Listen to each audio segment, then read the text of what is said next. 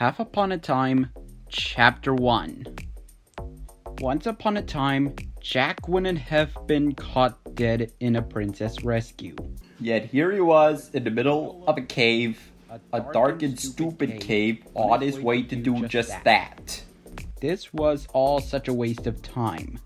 And after that last fight with what was apparently supposed to be a troll, his arm really hurt.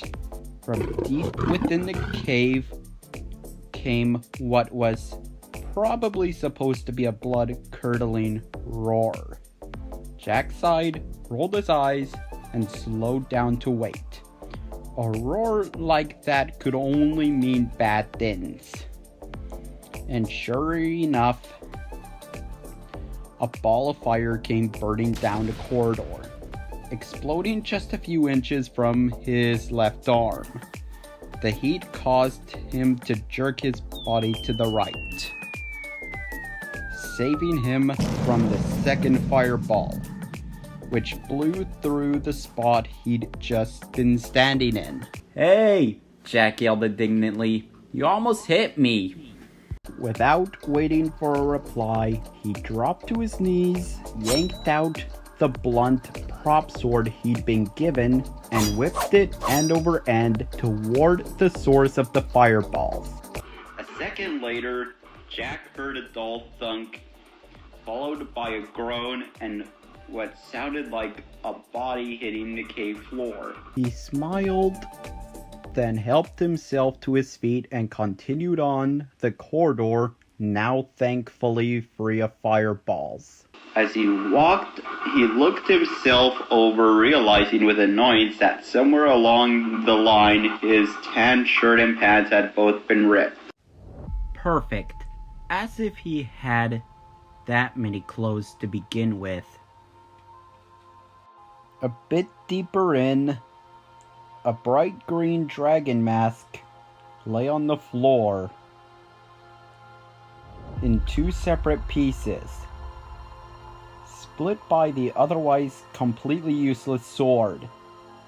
Just past the mask was an unconscious boy, dressed all in green, a deep red bruise spreading over his face. Apparently, Jack's aim had been better than he thought. He briefly felt bad about knocking the boy out, but then he remembered how close the fireballs had come, and all his guilt disappeared.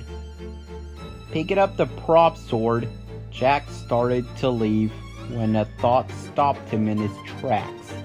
Why play by the rules?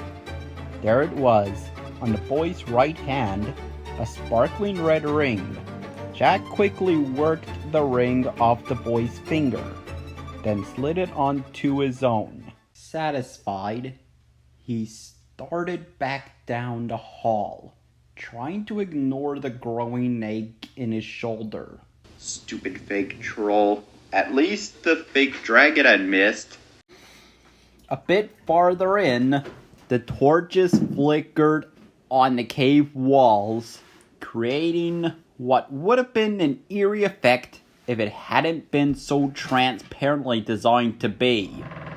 Again, Jack slowed down, moving as silently as he could despite the sword banging against his leg at every step.